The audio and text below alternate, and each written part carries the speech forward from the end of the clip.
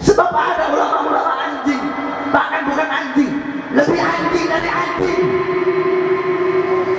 Kok bisa? Ya. Faqad khana Allah wa Rasul. Mereka khianat sama Allah, mereka khianat sama Rasul. Anjing kalian kasih makan itu anjing setia sama kalian. Tapi yang kalian makan ratusan triliun uang rakyat dan masyarakat. Takbir. Kalian bohong, pendusta kalian, pembohong kalian, kalian bohong rakyat, kalian dustai rakyat. Yang susah tambah susah, yang kaya tambah kaya, pengangguran makin banyak. Kalian bohongi rakyat, kalian sengsarakan rakyat, kalian bikin rakyat mati kelaparan.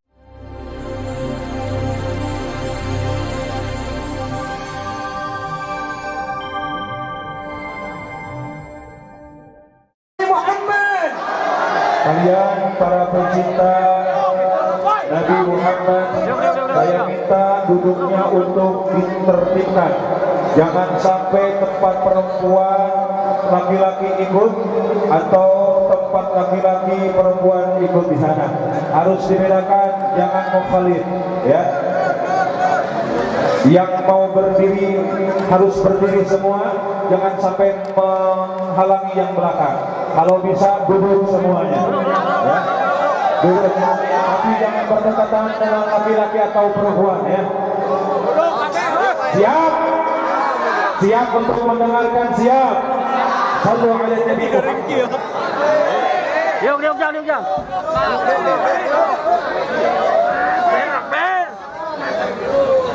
Kepada para kiai untuk bisa ke panggung. Kiai Haji Badrul Arif Al Jauhar di panggung.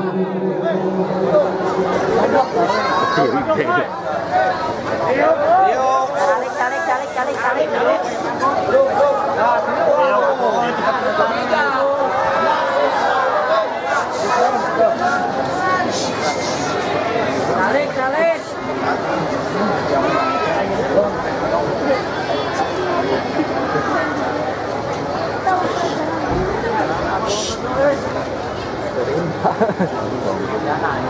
Para putra laki-laki Kiai Haji Mansur supaya ke panggung.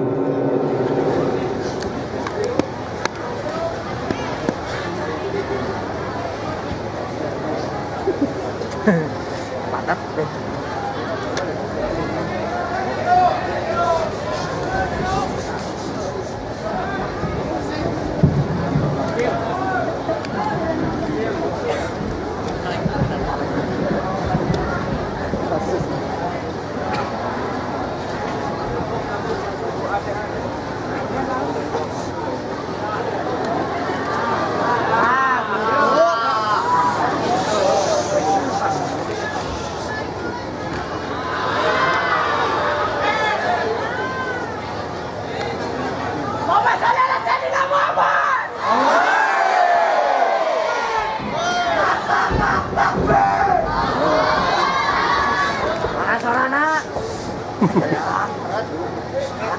Ya, jalan.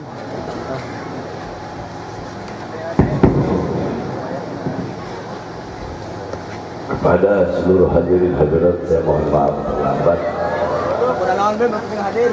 karena tadi saya ceramah di Bekasi dulu, habis Bekasi Purwakarta, habis Purwakarta Bandung, baru saya langsung ke sini. Dan saya juga mohon maaf tidak bisa lama. Bapak-bapak, ibu-ibu juga udah mulai dari Isya, jadi tolong dia dengarkan sedikit nasihat yang saya sampaikan, insya Allah bermanfaat.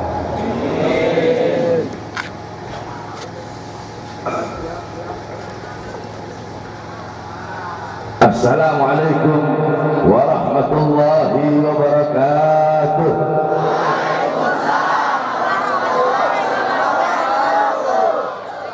Alhamdulillahil qawiyyi sultanu al-wadihil burhanu المبسوط في الوجود كرامه وإحسانه. اللهم صل وسلم وبارك وكرم وعدل على نور الأنوار وسر الأسرار والترياق الأخيار ومفتاح باب اليسر سيدنا ومولانا محمد المختار وآله الأطهار وأصحابه الأخيار عدد نعم الله وإفضاله. Amma ba'd.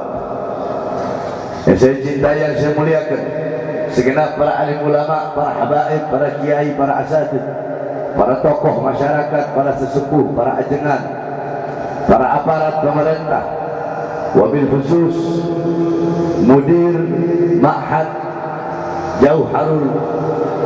Jauharul Huda Al-Mansur, yaitu Kiai Haji Mansur beserta seluruh keluarga besar, para pengajar, para asatidah, para santri, para santriwati, yang saya cintai, yang saya muliakan, segenap panitia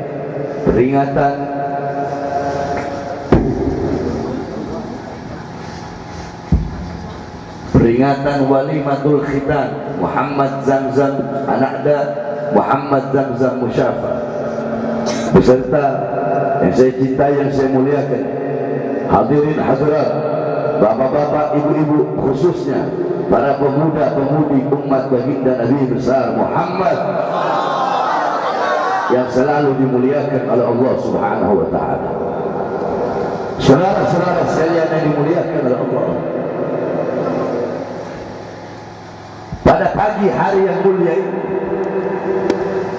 ketika di luar sana mata-mata sedang tertidur lelap, banyak orang-orang sedang terbuai dengan mimpinya, tetapi kalian duduk di sini, kedua mata kalian masih terbuka untuk berzikir kepada Allah, mengingat Allah, bersalawat kepada Rasulullah SAW.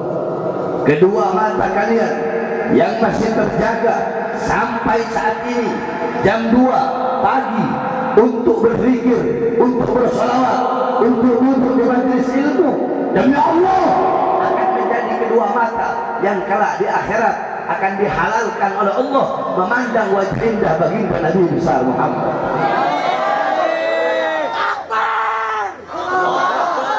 Saudara-saudara sekalian yang dimuliakan oleh Allah, ini tempat menjadi tempat turunnya rahmat, tempat turunnya berkat, tempat turunnya hidayah, tempat turunnya inayat. Kenapa?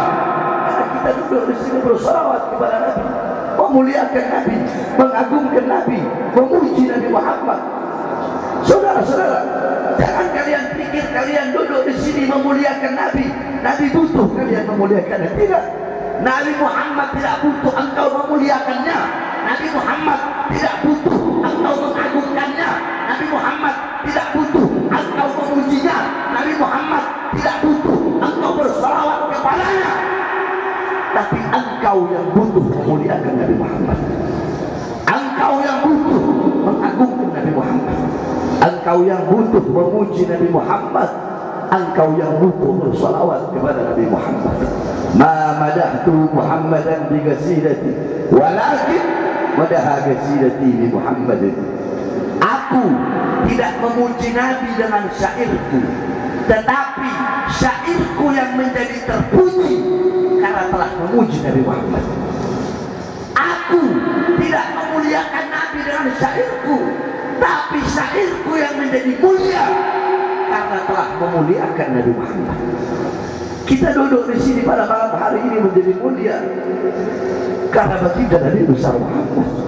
Makkah menjadi kota yang mulia, kota yang agung, kota yang setiap hari turun 120 rahmat, 60 rahmat untuk orang yang sholat langsung menghadap Ka'bah, 40 rahmat untuk orang 60 rahmat untuk orang yang tawaf, 40 rahmat untuk orang yang sholat langsung menghadap Ka'bah, 20 rahmat untuk orang yang memandang Ka'bah.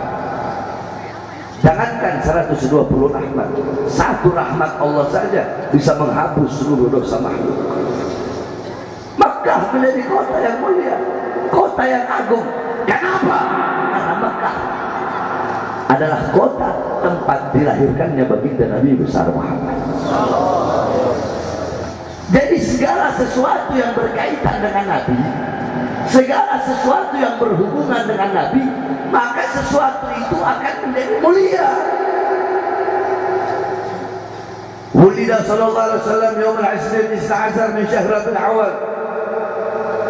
Wa sumi'a 'ama wiladati 'amal fil anna malik al-Habasha ja'a ila Makkah lihadm al-Ka'bah. Wa kana fihi filun 'adim fa ahlaka Allahu al-jaysh. Lihat bagaimana ketika Raja Habasyah datang ke Makkah ingin menghancurkan Ka'bah, Allah turunkan pasukan ababil, burung ababil, Allah hancurkan mereka di hari kelahiran Nabi Muhammad. Kenapa Allah hancurkan di hari kelahiran Nabi?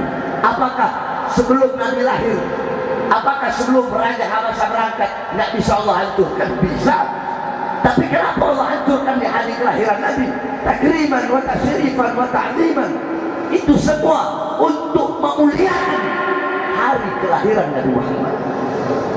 Segala sesuatu yang berkaitan dengan Nabi akan menjadi mulia. Contoh sekarang waktu sahar, ini sepertiga malam, saudara-saudara. Sepertiga malam ini adalah sa'atul ijabah, waktu dikabulkan doa. Allah turun ke langit bumi, Allah turun ke langit dunia dan berkata, hal min ta'ibin, hal min mustaghfirin. Ada yang mau bertobat, aku terima tobatnya. Ada yang mau minta ampun, aku terima, aku ampuni dosa-dosanya. Ada yang mau minta hajat, aku kabulkan hajatnya. Itu setiap sepertiga malam. Nah, ulama berkata, kenapa sepertiga malam menjadi waktu dikabulkan doa? Karena Nabi Muhammad lahir di sepertiga malam, sehingga waktu kelahiran Nabi menjadi waktu yang dimuliakan oleh Allah, menjadi waktu dikabulkan doa. Pak, jadi segala sesuatu yang berkaitan dengan Nabi itu menjadi mulia. Contoh, saya potong kambing, saya ambil kulitnya. Ini kulit kambing, satu ekor kambing. Ayo semangat, satu ekor kambing. Nah, ini saya ambil kulitnya nih. Nah, ini kambing. Kambingnya kan sama kan, satu ekor kambing, saya ambil kulitnya. Saya bagi jadi dua. Saya bagi dua. Sama nggak kulitnya? Oh enggak. Sama nggak kulitnya? Dari kambing yang sama nggak? Kulitnya sama nggak? Yang ini saya bikin sepatu atau saya bikin dompet. Nah, kulit yang saya bikin dompet atau sepatu ini saya pegang, nggak pakai wudhu, boleh nggak? Boleh. Ditaruh di bawah boleh nggak? Boleh. Dibakar boleh nggak? Boleh. Ditaruh di belakang boleh nggak? Boleh. Dibuang boleh nggak? Boleh. Kulit yang satu lagi saya jadikan sampul ayat suci Al-Quran. Megangnya boleh nggak pakai wudhu? Apa nggak pakai wudhu boleh nggak? Boleh. Boleh nggak taruh bawah? Harus ditaruh di tempat yang tinggi, harus dimulia. Membawanya pakai akhlak, membawanya pakai sama nggak kulitnya? Kenapa cara perlakuannya berbeda? Padahal dari kulit yang sama. Kenapa yang ini menjadi mulia? Yang ini menjadi mulia karena menyatu dengan sesuatu yang mulia, berhubungan dengan sesuatu yang mulia. Apa itu? Al-Quran. Al-Quran. Alam tara jildal habira mugabbalan bistagafi lama ansara jildal mushafi. Tidak pernah engkau melihat, engkau mendengar kulit-kulit yang tidak berharga, kulit yang tidak bernilai dicium di mulut-mulut ketika kulit itu menjadi sampul daripada ayat suci Al-Quran. Nah, kita ini kulitnya, Al-Qurannya adalah baginda Nabi besar Muhammad. Jadi kita duduk di sini menjadi mulia karena baginda Nabi besar.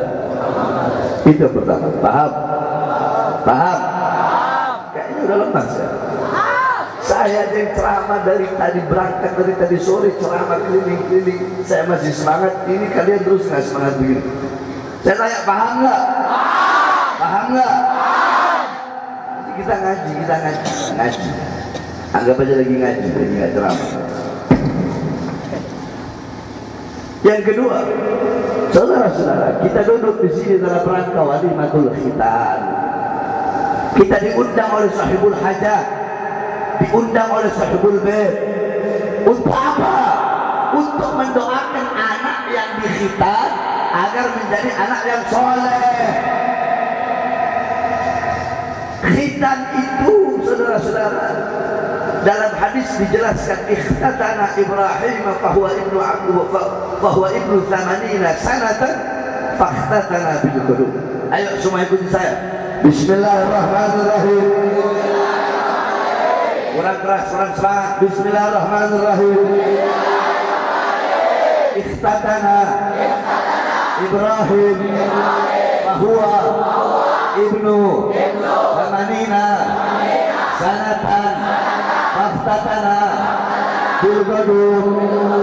Nabi Allah Ibrahim alaihi salam, beliau dikhitan pada umur 80 tahun dan beliau dikhitan menggunakan kapak. Jadi yang pertama kali dikhitan adalah Nabi Allah Ibrahim. Jadi khitan ini milahnya Nabi Allah Ibrahim, ajarannya Nabi Allah Ibrahim. Apa ajaran Nabi Ibrahim? Millata bareng-bareng. Millata Ibrahim hanifan musliman wa ma kana minal musyrikin. Ajaran Nabi Allah Ibrahim, ajaran yang lurus, ajaran yang selamat, ajaran Islam, dan bukanlah ajaran yang menduakan Allah Subhanahu wa ta'ala. Nah terus bagaimana dengan Nabi Muhammad? Ikuti saya. Wulida sallallahu alaihi wasallam makhulan makhtunan maktu asurrah. Wulida sallallahu alaihi wasallam makhulan makhtunan maktu asurrah. Nabi Muhammad sallallahu alaihi wasallam beliau lahir dalam keadaan bercela, dalam keadaan telah dikhitan, dan dalam keadaan telah putus tali pusarnya.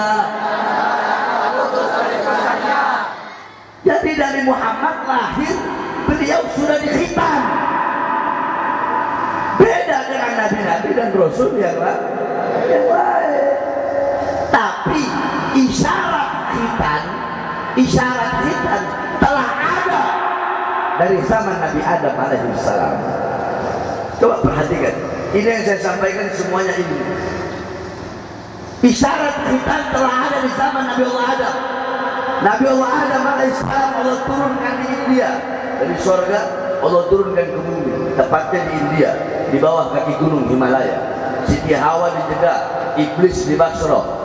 Selama 450 tahun Allah belum terima taubat Nabi Allah Adam alaihissalam. Padahal beliau maksum, Nabi maksum dan rasul.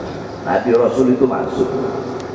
Nah, Nabi Allah Adam nazar, ya Allah, kalau engkau terima taubatku, aku akan mengorbankan sebagian anggota tubuhku, aku korbankan untukmu, ya Allah. Akhirnya ketika di Mekah Allah terima taubat beliau. Allah berkata, wahai Adam, laksanakan nazarmu, yaitu korbankan sebagian anggota tubuhmu untukku. Apa itu? Kulfah, ujung kemaluan laki-laki. Nah itulah. Jadi kalau khitan bagi laki-laki yang dikhitan adalah kulfah. Ini ilmu bukan omong jorok. Kulfah ujungnya. Nah kalau bagi perempuan yang dikhitan adalah badr. Apa? Badr. Jadi kalau laki-laki kulfah, kalau perempuan badr, sama ujung kemaluan. Tapi kalau bagi perempuan hukum mengkhitan kalau motongnya kebanyakan itu hukumnya makruh. Kenapa? Karena bisa mengurangi syahwat dan hawa nafsu. Makanya coba lihat orang barat, lihat perempuan-perempuan barat, perempuan-perempuan kafir yang gak disunat, nafsu mereka besar. Kenapa? Karena mereka gak disunat. Mereka main dengan laki-laki, bosan dengan laki-laki. Mereka biseksual, main dengan perempuan, bosan dengan perempuan, dengan binatang. Kenapa? Karena enggak dikhitan. Nah, makanya kita duduk di sini tuh untuk mendoakan anak yang dikhitan, anak kita yang dikhitan ini menjadi anak yang soleh, yang alim, yang adil, yang zahid, yang warek, yang bisa mengikuti milah Nabi Allah Ibrahim. Bagaimana milahnya Nabi Ibrahim? Ajarannya Nabi Allah Ibrahim alaihissalam.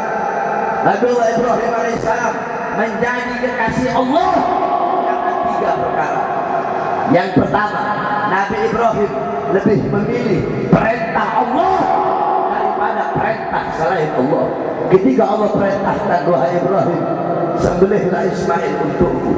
Apakah Nabi Ibrahim berkata, ya Allah, kenapa kau memerintahkan aku untuk menyembelih anakku? Selama berpuluh-puluh tahun, kenapa selama bertahun-tahun aku tidak punya anak? Ketika aku punya anak, lagi aku sayang, lagi aku cinta, terus engkau suruh aku sembelih. Apakah Nabi Ibrahim ngeluh begitu? Enggak. Ketika mendapatkan perintah untuk menyembelih Nabi Ismail, Nabi Ibrahim, sami'na wa ata'na. Saya dengar ya Allah dan saya laksanakan. Pergi Nabi Ibrahim ke anaknya, itu Nabi Allah Ismail alaihissalam. Wahai anakku, semalam Tuhanku berkata kepadaku dan memerintahkanku untuk menyembelih seorang anak yang soleh, seorang anak yang taat kepada Allah. Apakah dia berkata, wahai ayah, kenapa kau tega ingin menyembelihku? Wahai ayah, aku anakmu, kenapa kau ingin menyembelihku? Apakah Nabi Ismail berkata seperti itu? Tidak. Apa jawaban Nabi Ismail? Jikalau itu perintah Allah, perintah Tuhan, maka laksanakan wahai ayahku. Pergilah ayah dan anak yang taat dan patuh kepada Allah. Pergi di tempat persembelihan. Ketika mau disembelih, Nabi Ismail berkata, wahai ayah, aku punya 3 permintaan. Yang pertama, tolong tajamkan pisaumu agar aku tidak merasakan sakit ketika engkau sembelih. Yang kedua, tolong palingkan wajahku dari wajahmu, karena aku khawatir kalau engkau menyembelih sambil melihat wajahku, nanti engkau kasihan kepadaku, iba, sehingga engkau tidak jadi menyembelih.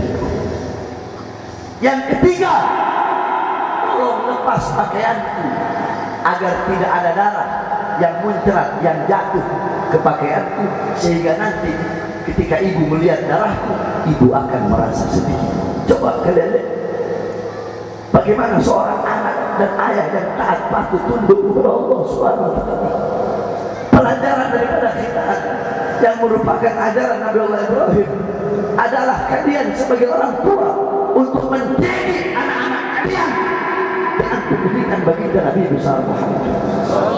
Coba kalian lihat saudara-saudara, sekarang akhir zaman, fitnah di mana-mana, kerusakan di mana-mana, kemaksiatan di mana-mana, LGBT di mana-mana, homo, lesbi, transgender, mabok di mana-mana, peraturan di mana-mana, anak-anak muda rusak.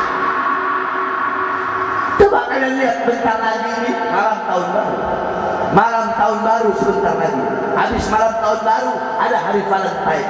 Di Indonesia yang paling banyak merayakan hari-hari orang kafir, hari-hari besar orang kafir, hari-hari raya orang kafir, yang paling banyak merayakan bukan orang Kristen, bukan orang Buddha, bukan orang Hindu, bukan orang Katolik, tetapi abnaul muslimin wal muslimat, putra-putri Islam, anak-anak Islam. Ayo saya tanya, jawab yang jujur.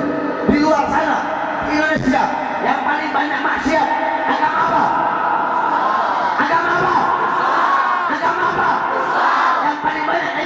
jujur. Siapa? Agama apa? Agama apa? Yang paling banyak narkoba. Agama apa? Anak-anak kita, anak-anak Islam. Kenapa? Karena kita sebagai orang tua lalai mendidik anak-anak kita dengan pendidikan Nabi Muhammad. Ini yang terjadi. Ini kenyataan. Pertama, bapak-bapak, kalian sebagai seorang bapak, bukankah Allah berfirman dalam Al-Quran, ku anfusakum wa ahlikum nara. Jagalah diri kalian, jagalah diri kalian, keluarga kalian, anak istri kalian. Dari apa? Dari api neraka Allah Subhanahu wa ta'ala. Al-Imam Abdullah bin Mas'ud berkata, maksudnya apa? Ku anfusakum wa ahlikum nara. Allimuhum wa adibuhum ad-din. Didik mereka, ajari mereka dengan pendidikan agama. Kalian bapak-bapak zaman sekarang, saya tanya, kalian kerja itu untuk apa? Jawab, jawab. Ayo, jawab bapak-bapak. Kalian kerja cari nafkah buat kasih makan siapa? Keluarga. Yang keras buat apa? Hah?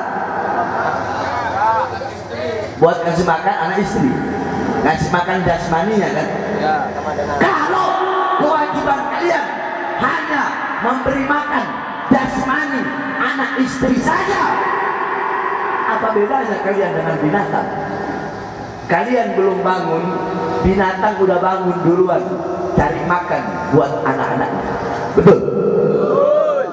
Ada yang lebih wajib bagi kalian. Apa itu?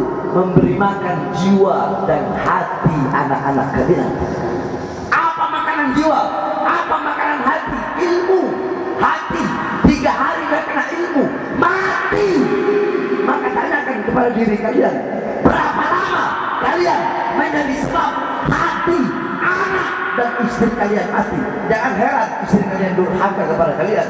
Jangan heran anak-anak kalian durhaka melawan perintah kalian. Kenapa? Karena kalian tidak pernah mendidik, tidak pernah memberi makan jiwa hati anak-anak kalian dengan ilmu agamanya Allah Subhanahu wa ta'ala. Kalian ibu-ibu, perhatikan wahai para ibu-ibu, apalagi santri-santriwati yang nanti kalian bakal jadi calon ibu. Kalian perempuan, seorang ibu, madrasatul ula, muallimah, mudarrisah, muaddibah. Kalian itu adalah madrasah pertama, pesantren pertama, guru pertama, pengajar pertama bagi putra-putri, bukan bapak, tapi kalian sebagai seorang ibu. Saya tanya, jawab yang keras. Waktu anak dengan bapak dan waktu anak dengan ibu lebih banyak dengan siapa? Lebih banyak dengan siapa? Berarti yang membentuk karakter, sifat, watak, baik buruknya anak, bagus rusaknya anak, akhlaknya bagus atau baik, adabnya, kelakuannya, sifatnya, yang membentuk adalah seorang ibu. Saudara-saudara, Hadramut Tarim melahirkan para ulama aulia. Di Tarim, orang-orang yang jualan di pasar, yang tukang dagang ikan asin, tukang dagang roti kering, mereka nggak boleh dagang di pasar kalau belum hatam 3 kali kitab Minhajul Talibinnya Al-Imam An-Nawawi. Itu yang dagang di pasar, belum ulamanya. Kenapa? Itu tidak terlepas dari pendidikan ibu-ibu mereka. Habib Abdullah bin Alwi Al-Haddad umur 3 tahun beliau kena penyakit cacar yang membuat mata beliau buta. Tapi umur 7 tahun hafal Al-Quran. Umur 9 tahun hafal Kutubus Sittah, Bukhari, Muslim, Sunan Abi Daud, Tirmidzi, Ibnu Majah, Nasa'i. Umur 11 tahun hafal Kutubul Ghazali, Ihya Ulumuddin, Bidayatul Hidayah, Miyarul Ilm, Al-Wajiz, Al-Wasid, kemudian Mukasyafatul Qulub dan lain-lainnya. Itu tidak terlepas dari pendidikan ibunya.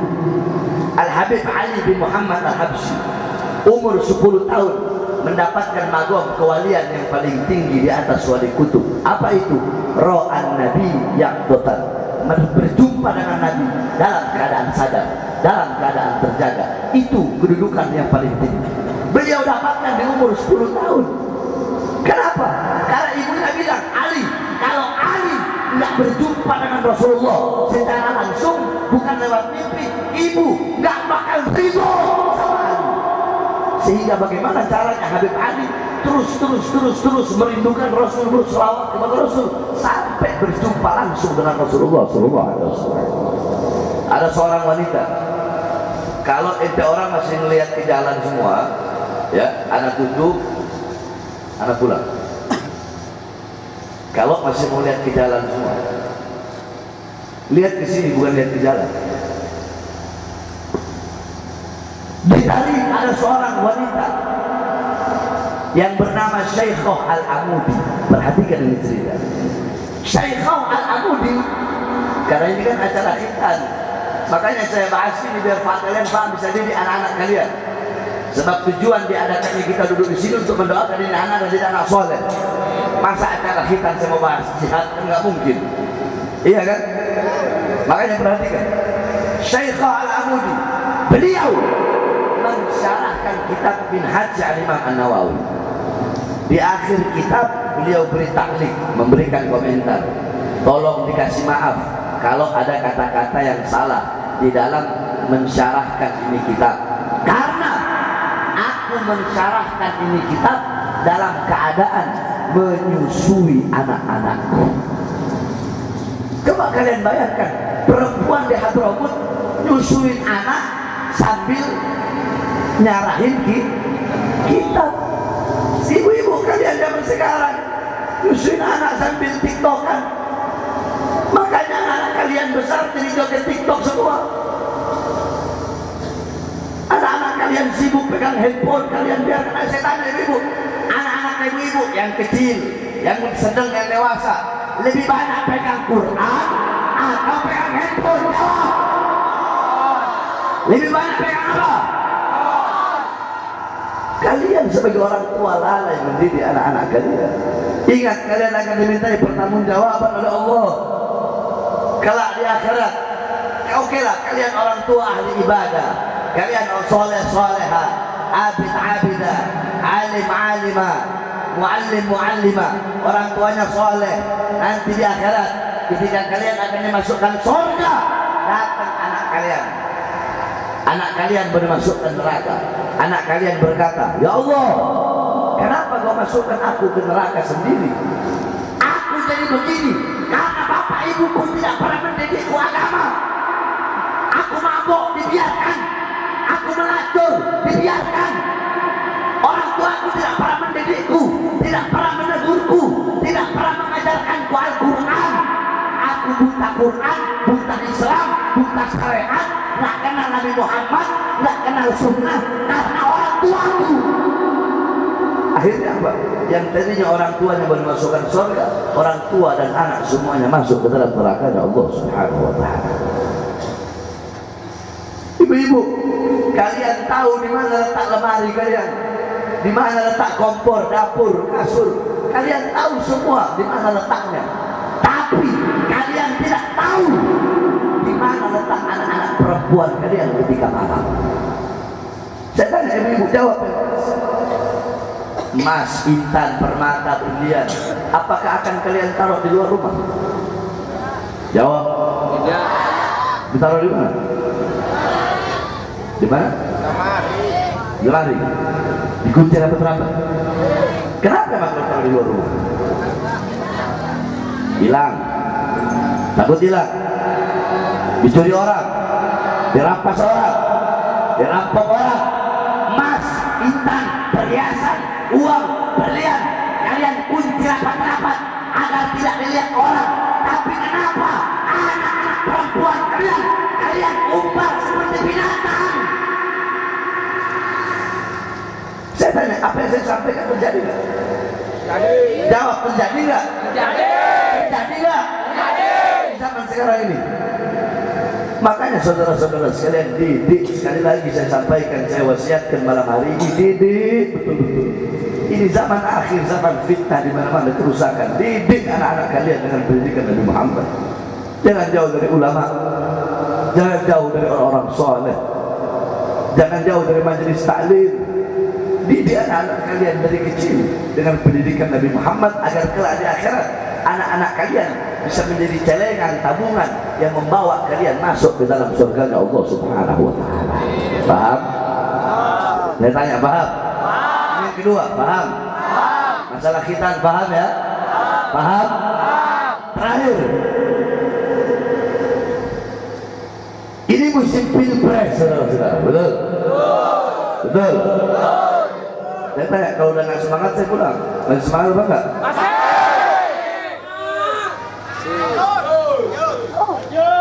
Udah mau jam 3 ini.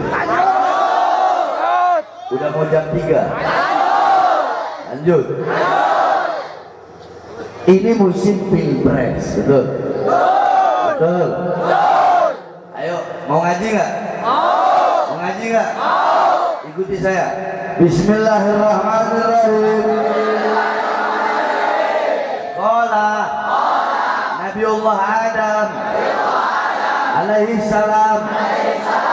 Kurang keras. Qala Nabiullah Adam alaihi salam. Idza aradtum an fi'la syai'in faqaddimu thalathata asya fa ihda min thalathin istashiru akhyar istashirul akhyar istashirul akhyar. Nabi Adam berkata, wahai manusia, apabila kalian hendak melakukan perbuatan apapun, hal apapun, perkara apapun, hendaknya dahulukan 3 perkara. Salah satu dari 3 perkara itu bermusyawarahlah dengan orang saleh, dengan orang baik, minta pendapat mereka, minta nasihat mereka, minta pandangan mereka. Karena jikalau dulu aku minta pendapat malaikat, minta nasihat malaikat dalam makan buah khuldi, maka malaikat akan memberikan pendapat agar jangan memakan buah khuldi tersebut. Jadi Nabi Adam mengajarkan kepada kita, kalau mau melakukan hal apapun harus minta nasihat ulama, minta pendapat ulama, minta pandangan ulama. Biar apa? Biar nggak tersesat. Betul. Ibu-ibu baru lahir anak, datang ke ajengan, datang ke ustaz, datang ke kiai, datang ke habib, ustaz, kiai, habib. Abdi teh hayang anak baru dia, ayah anak baru. Bagusna namina saha. Nanti si ustaz, si kiai, si habib, si ajengan itu bakal bilang, oh nama yang bagus, nama yang sunnah itu pakai abad. Abdurrahman, Abdurrahim, Abdullah, Abdul Majid, Abdul Somad, Abdul Malik, Abdul Kohar, Abdul Razak. Pokoknya ada abadnya, itu hukumnya sunnah. Terus sunnah memberi nama anak dengan nama-nama para nabi. Adam, Idris, Nuh, Saleh, Ibrahim, Yunus, Yusuf, Zakaria, Yahya, Isa. Itu hukumnya sunnah. Terus sunnah kasih nama anak dengan nama Nabi Muhammad. Siapa nama Nabi Muhammad? Muhammad, Isa Muhammad, Ahmad, Toha, Mustafa, Mujtaba, Murtado, Yasin. Sebagaimana hadis, tasammau bi ismi, bernamalah kalian dengan namaku, kata Nabi Muhammad sallallahu alaihi wasallam. Nah, kemudian sunnah memberi nama anak dengan nama sahabat, nama orang-orang soleh, Abu Bakar, Umar, Utsman, Ali, Khalid, Amr, Usama. Hanafi, Maliki, Syafi'i, Hambali, Ghazali, Syadili, Abdul Jailani, Suyuti dan lain-lainnya. Itu hukumnya sunnah. Makruh memberi nama anak dengan nama-nama orang fasik, nama-nama barat, Alek, Hengki, Joni, Tommy. Itu hukumnya makruh. Haram memberi nama anak dengan nama-nama dewa. Ini banyak nih. Sinta, Rama, Krishna, Wisnu. Itu hukumnya dewa manapun hukumnya Nah, saya tanya ulama tadi memberi pendapat bagus nggak? Bagus. Pandangannya, pendapat dan nasihatnya bagus nggak? Bagus. Makanya mintanya sama ulama. Ustaz Kiai Habib, saya mau nikah. Bagusnya hari apa? Sayyidul Ayyam, hari Jumat yang bagus. Bulannya bulan apa? Bulan Syawal, itu sunnah nikah bulan Syawal. Karena apa sunnah? Karena Nabi Muhammad dulu nikah sama Sayyidah Aisyah itu di bulan Syawal. Jadi minta pendapat ulama. Nah, dalam hal seperti itu saja minta pendapat ulama, apalagi dalam memilih pemimpin.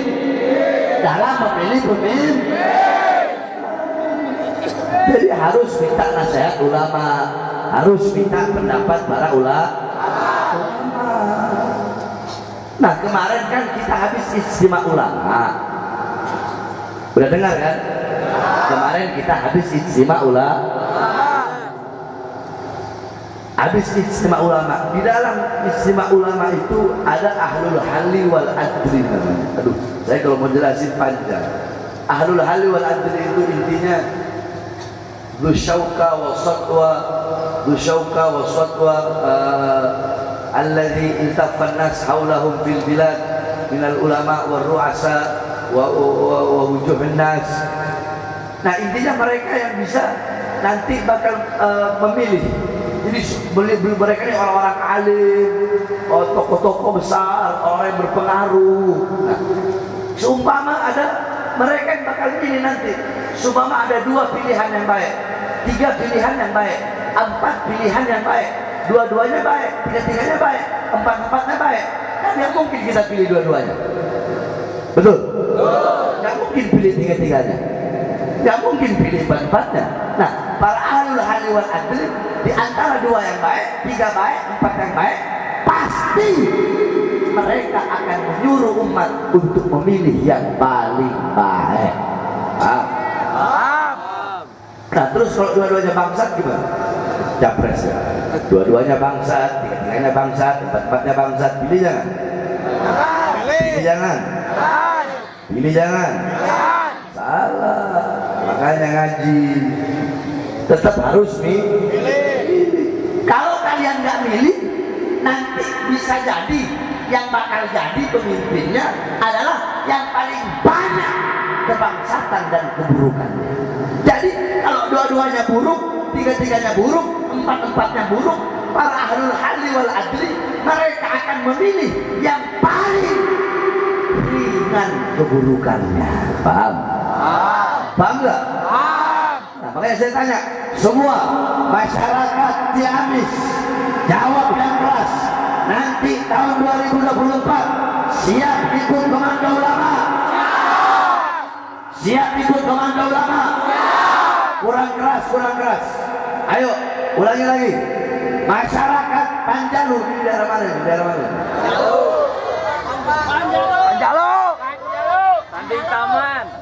Panjalu. Saya tanya semua masyarakat Panjalu. Masyarakat Panjalu Ciamis 2024 besok dalam urusan capres siap ikut komando ulama? Siap ikut komando ulama? Siap ikut komando yang besar? Siap memilih dan memenangkan siapapun calon yang dipilih dari hasil istimewa ulama? Siap memenangkan?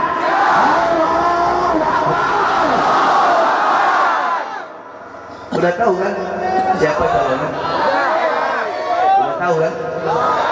Nggak perlu saya sebut namanya sudah. Kalau udah tahu, ya. Insya Allah itu akan menjadi pemimpin yang terbaik. Amin. Amin. Amin.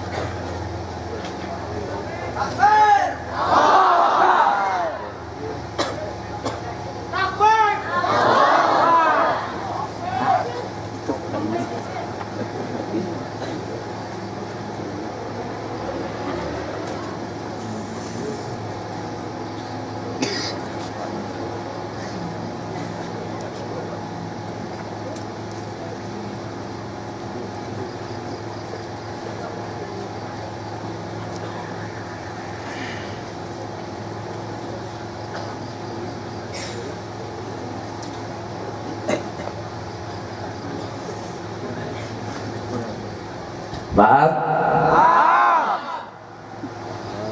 Jadi saya tanya, mau ikut siapa? Mau ikut ulama apa enggak? Ikut. Mau ikut ulama apa enggak? Ikut. Tapi ulamanya ada dua. Ada ulama lurus, ada ulama istiqomah, ada ulama anjing. Mau pilih yang mana? Lurus. Mau pilih yang mana? Lurus. Mau pilih yang mana? Lurus. Ada ulama yang mengeluarkan uangnya sendiri, mengeluarkan hartanya sendiri, mereka dakwah keliling kemana-mana untuk memenangkan capres tersebut. Ada satu lagi ulama, dia yang dikasih uang sama capres itu untuk keliling memenangkan si capres itu. Mau pilih mana? Ulama yang mengeluarkan uangnya sendiri atau yang dikasih uang sama capres? Berarti masyarakat sini pintar dulu. Sebab ada ulama-ulama anjing, bahkan bukan anjing, lebih anjing dari anjing. Kok bisa? Ya. Faqad khana Allah wa Rasul. Mereka khianat sama Allah. Mereka khianat sama Rasul. Anjing, kalian kasih makan itu anjing. Itu anjing setia sama kalian. Ada ulama, Allah kasih anugerah ilmu, tetapi ilmunya alimun alladzi yaj'alu ilmahu tabi'an li ra'yil muluk. Ilmunya mereka jadikan untuk mengikuti kemauan para penguasa. Jadi penjilat-penjilat pejabat, ulama biarlah. Pejabat maunya yang halal jadi haram. Umpama ini halal, ini perkara halal. Tapi ini pejabat penguasa maunya yang halalnya jadi haram. Nanti ini ulama cari-cari dalil agar yang halal ini jadi haram. Itu ulama yang lebih anjing dari anjing. Ada perkara haram, si pejabat bilang, ayo dong Ustaz, Kiai, Habib, gimana caranya yang haram ini jadi halal? Contoh kayak riba. Oh udahlah, kita pakai alasan di maslahatil ummah.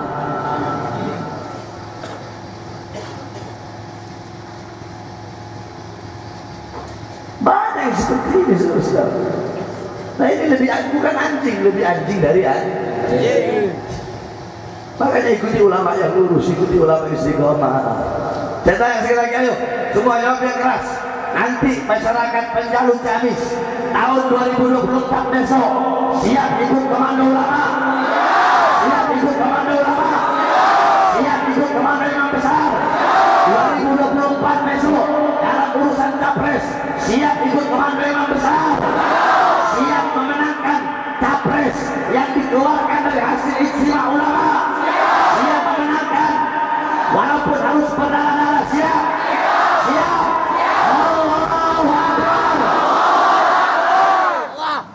Sebab kenapa?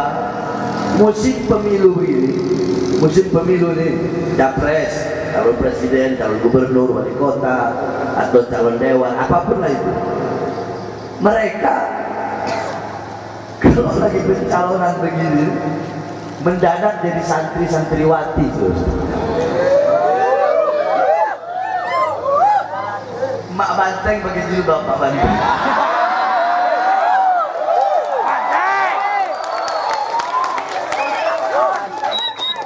Ya, istri-istrinya capres, istri-istrinya calon gubernur, istri-istrinya calon dewan, atau tim sukses perempuan-perempuan, oh pakai jilbab, datang majelis, datang ke masjid, datang ke musola, betul, mendadak jadi santriwati, namanya santriwati pemilu.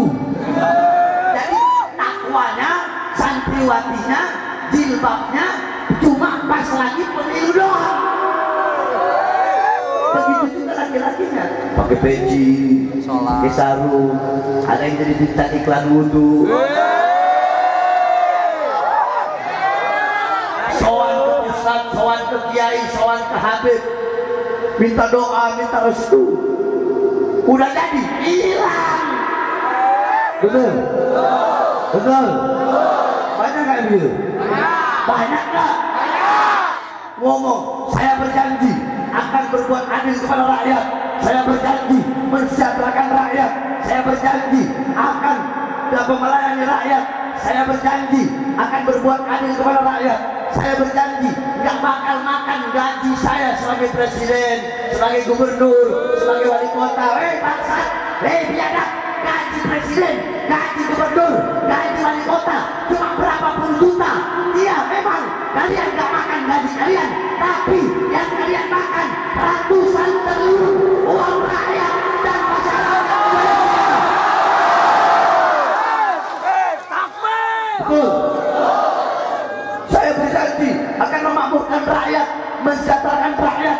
Biadab, kalian bohong, pendusta kalian, pembohong kalian, kalian bohong rakyat, kalian dustai rakyat. Yang susah tambah susah, yang kaya tambah kaya, pengangguran makin banyak. Kalian bohongi rakyat, kalian sengsarakan rakyat, kalian bikin rakyat mati kelaparan. Nelayan susah, para petani susah, kaum kecil susah, kaum buruh susah. Kalian beri mereka janji-janji palsu, angan-angan palsu.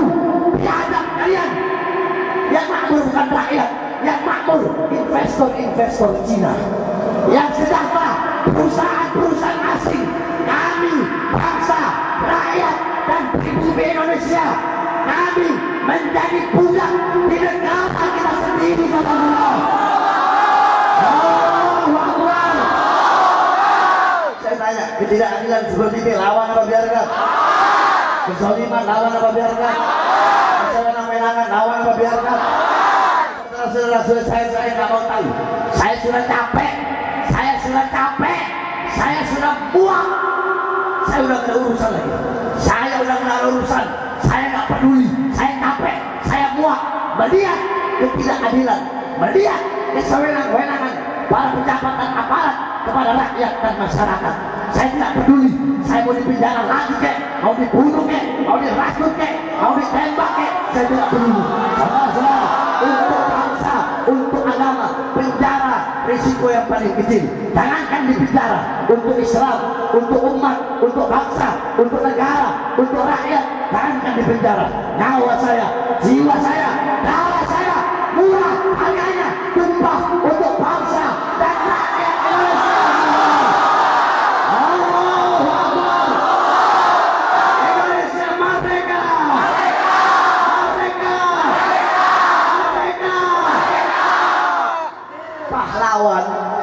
Pahlawan zaman dulu musim penjajah, betul? Jawab yang keras, betul? Pahlawan zaman dulu ngapain? Ngapain? Pahlawan zaman dulu mengusir para penjajah-penjajah. Pejabat-pejabat sekarang mereka mengundang, dikasih kalung penjajah-penjajah kaya baru, investor-investor asing. Untuk apa? Untuk nyolong, untuk nyuri, untuk maling kekayaan alam bangsa adil, betul? Betul. Makanya saya himbau semua masyarakat yang ada di sini ikuti pendapat para ulama, ikuti nasihat para ulama. Insya Allah Indonesia Allah berikan pemimpin yang baik, pemimpin yang soleh, yang adil, yang bisa mensejahterakan rakyat, memakmurkan rakyat. Amin ya Rabbal. Jadi 2024 suara-suara kalian yang menentukan nasib bangsa ke depan. Baik buruknya bangsa, bagus atau hancurnya bangsa, kita dapat pemimpin yang baik atau buruk, pemimpin yang adil atau zalim, semua tergantung suara-suara kalian.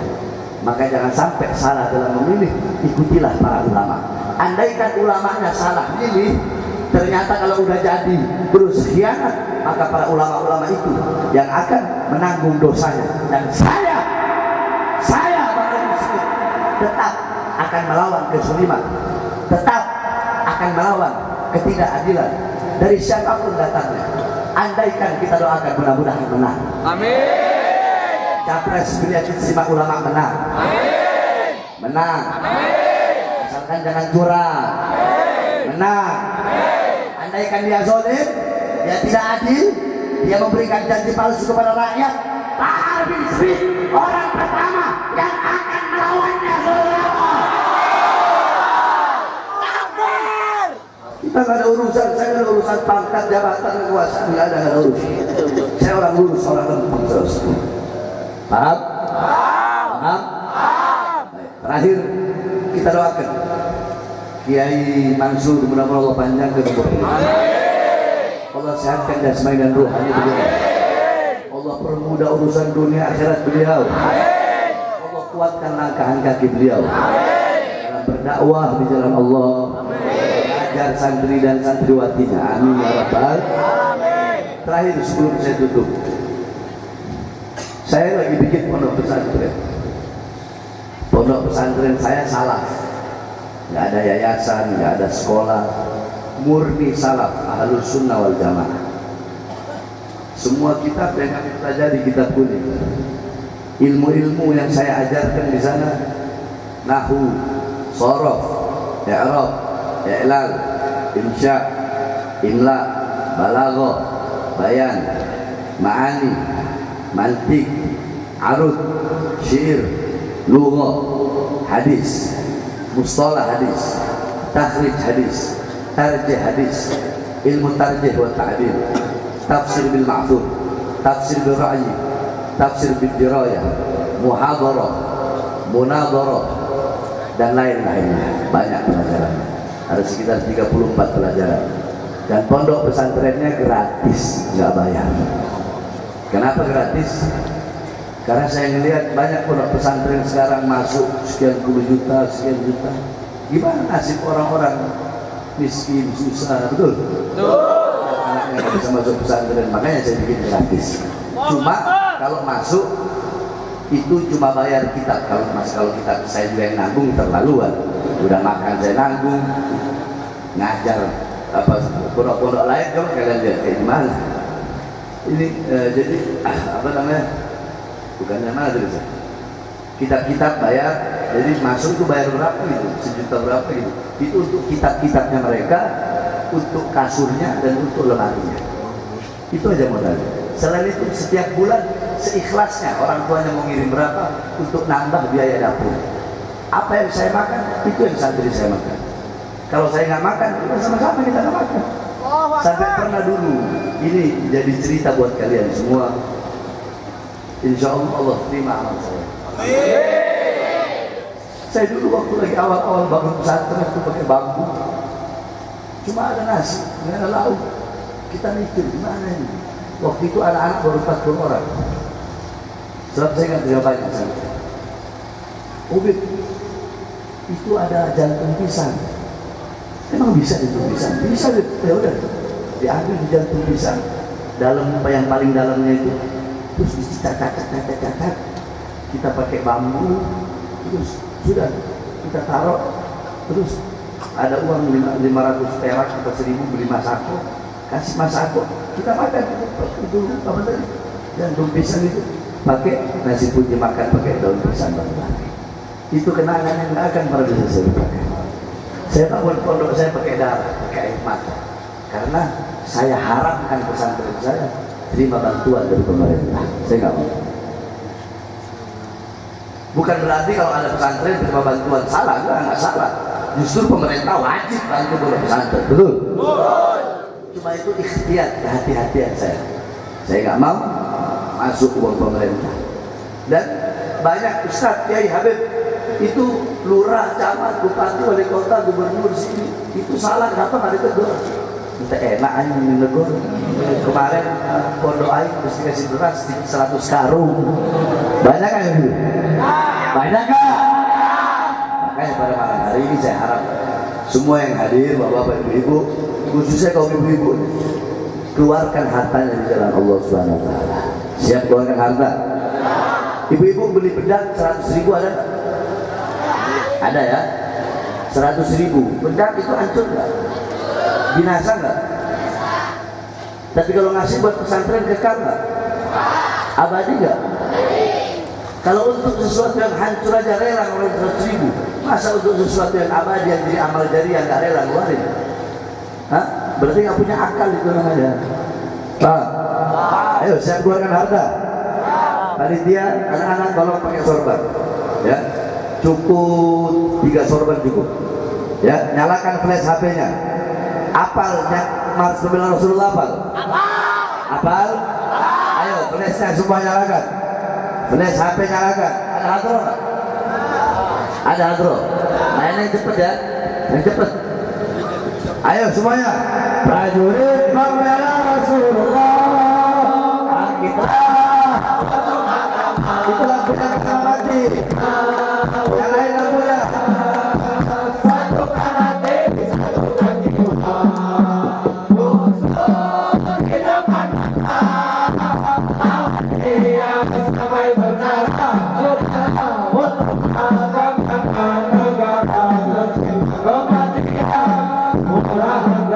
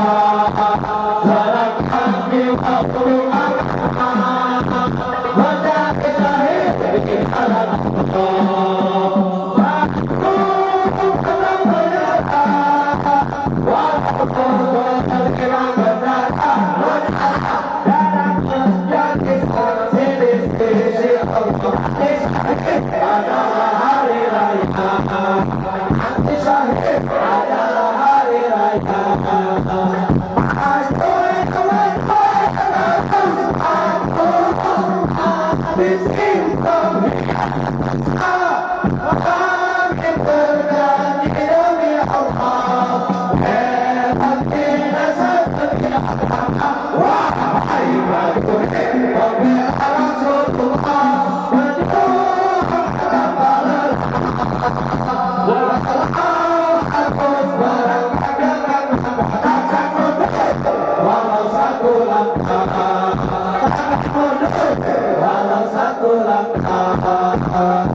prajurit pembela bangkitlah untuk agama, bangkitlah untuk negara, satukan hati, satukan jiwa.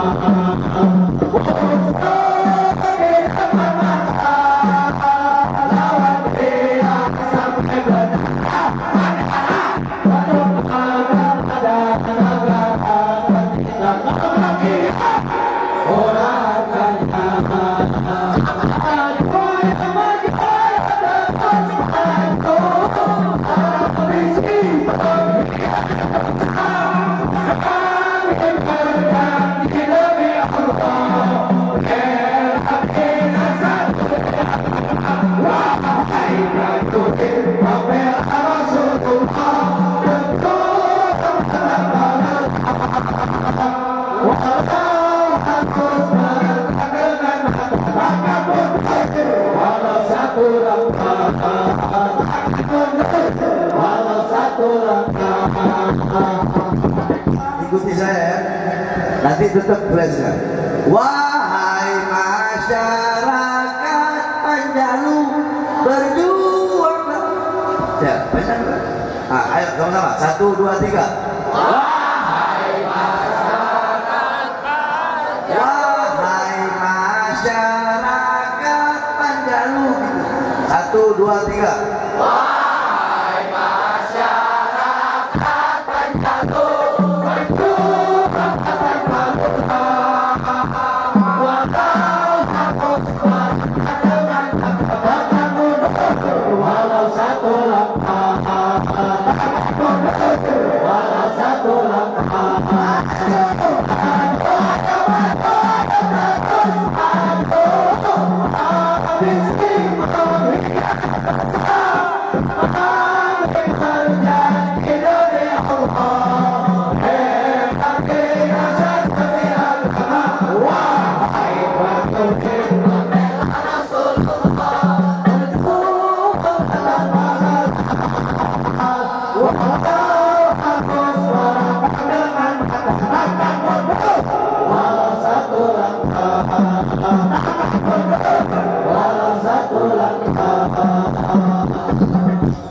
Sebelum saya tutup, karena ini banyak santri-santriwati, siapa yang bisa jawab pertanyaan saya kasih, saya punya pulpen. Asal bisa jawab pertanyaan saya, khususnya santriwati. Siap? Mau nggak? Mau? Ya, semua laki mau perempuan masalah, asal bisa jawab. Apa asbabul wurudnya hadis innamal a'malu binniyat?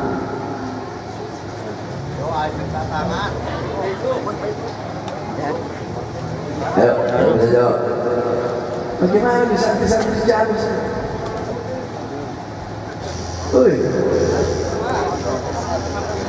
Asbabul wurudnya.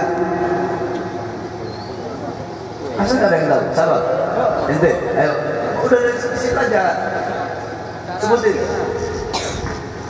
Asbabul wurudnya adalah ketika Rasulullah SAW berhijrah dari kota Makkah ke Madinah, dan salah satu dari sahabat Rasul yang berhijrah ada yang berniat bukan hijrah karena Allah dan karena Rasulnya. Tapi karena apa? Tapi karena ada seseorang yang dicintainya. Ya, siapa? Oh ya, apa ya? Jadi bib. Semangat. Semangat yuk.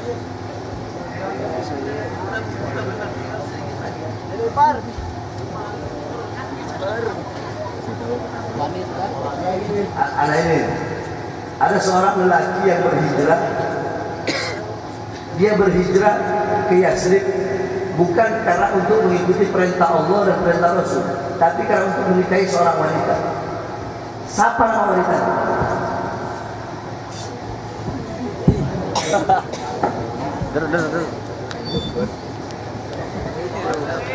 Gak ada yang tahu.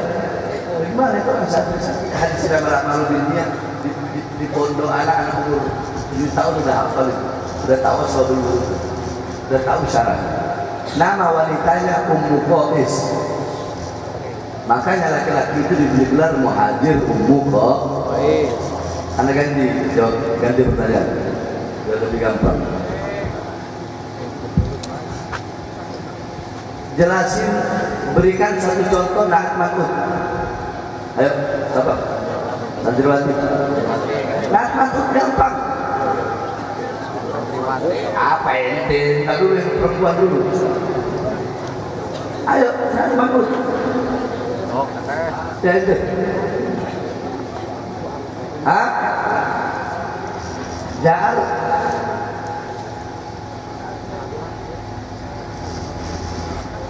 Naat Man'ut, berikan tamsilnya Naat Man'ut.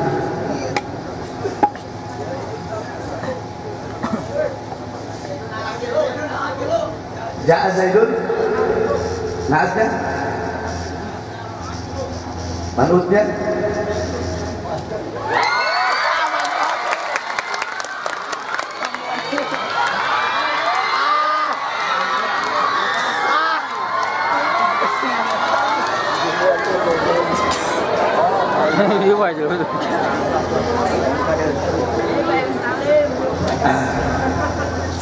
Untuk pakai doa.